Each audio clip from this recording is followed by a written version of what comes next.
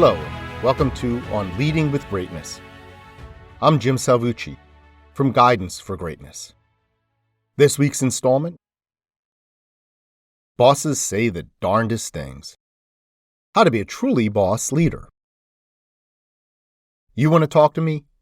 Go ahead and talk. Whatever you got to say to me won't come as any shock. Bob Dylan. The difference between bossing and leading is massive. Yes, of course, most leaders are bosses on some level, but very few bosses are leaders. By that I mean too many bosses do too little to bolster their leadership skills, and many in fact assume they are leaders simply because they are bosses. If you make that assumption, I can guarantee you are no leader, no matter what your title. Boss is a position. Leader is an attitude of greatness, whatever the position, which is why untitled and unentitled employees can be great leaders without being bosses.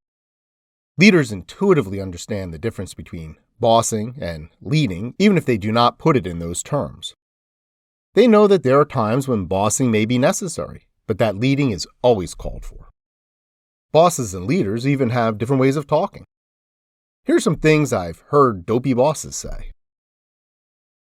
Pro tip: if you want to talk like a leader, just flip these statements around. Things dopey bosses say. My people keep preventing me from implementing my great ideas. Why? They're great ideas. Now, it could be that your people are a bunch of malcontents, but that would not be the case if you were any kind of leader. More than likely, though, the truth is that your ideas weren't such great ideas after all.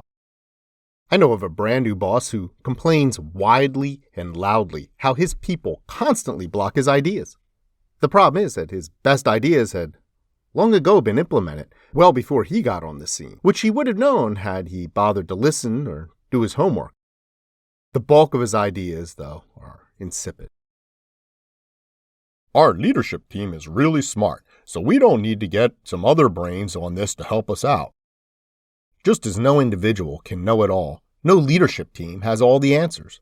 There is nothing wrong with bringing in expertise or just fresh thinking, whether from inside or outside the organization. Indeed, trusting your people to participate in decision-making is one of the most powerful tools you can use. It's a sign of a healthy organization. This is how leaders think. This is an at-will state, and other duties as assigned. When these appear in a job description or are stated as de facto policy, written or otherwise, you have just stripped your people of autonomy and dignity. First, the facts. All 50 states have some degree of at-will employment, but only Montana, freaking Montana, limits that status to the first 6 months of employment, which is in line with, civilized nations. When Montana is the progressive groundbreaker, you know something is wildly amiss. At-will employment policies send the message that bosses are monarchs and employees are disposable serfs. By the way, if you are in the habit of disposing of people at will, you have no chance of ever becoming a leader unless you change your ways to be more like Montana. As for other duties as assigned, while you may legally be able to get away with this, doing so is fundamentally dishonest. If you don't know how to write an accurate job description, find someone who can. If an employee's duties must change down the line, that is something to negotiate in good faith, not impose. Only dopey bosses treat their people like ranch horses. I have to check or even do everything because everyone else is incompetent. Do we really have to rehearse this one? If you think or say this, then I know for sure who is incompetent in that scenario. Either you don't know how to hire and train people, or you're just full of yourself, or both. Frankly, you ain't all that, and everyone knows it even if you don't. This stupidity is the hallmark of a dopey boss. When I hire, I try to trip up the candidates over and over in order to weed them out. The attitude that the job candidate is in the hot seat and you are supposed to get them to slip up is both archaic and counterproductive. If, instead, you treat the job application process as an uplifting and mutually beneficial interaction, you're accomplishing two things at once. First, you are sending a message about the positive culture you are cultivating and setting the successful candidate on the right path. Second, you are leaving every candidate, no matter the results, with good feelings about you and your organization, which will reflect well on you down the line.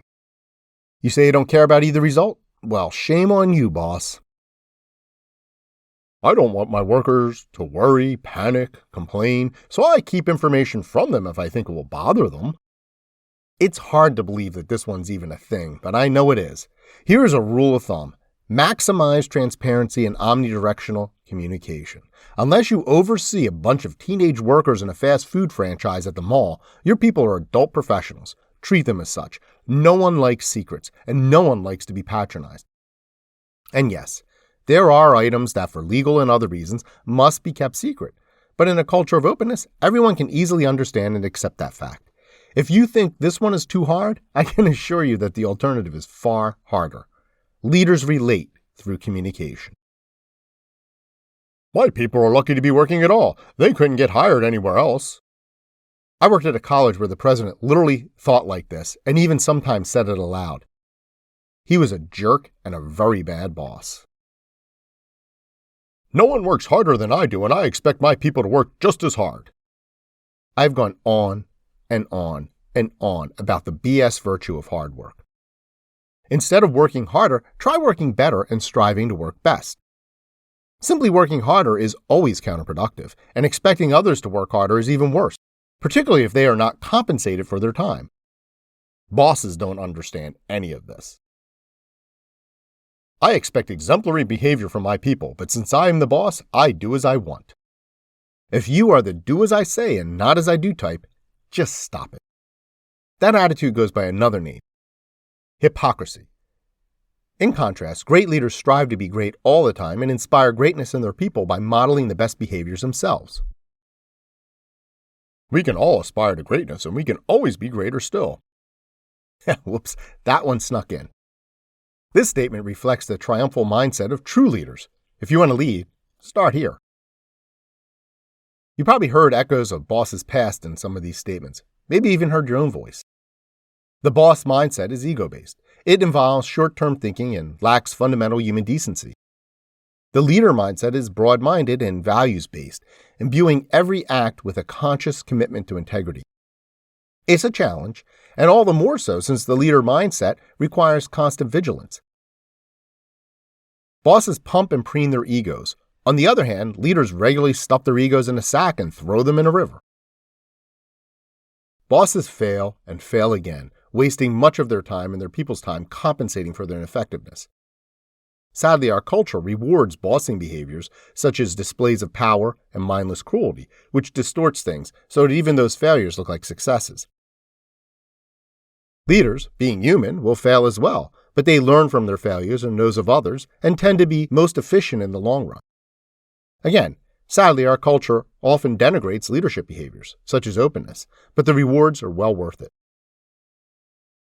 Bosses are rarely leaders, but leaders are truly boss. When you speak, do you sound like a boss or a leader? How do you know?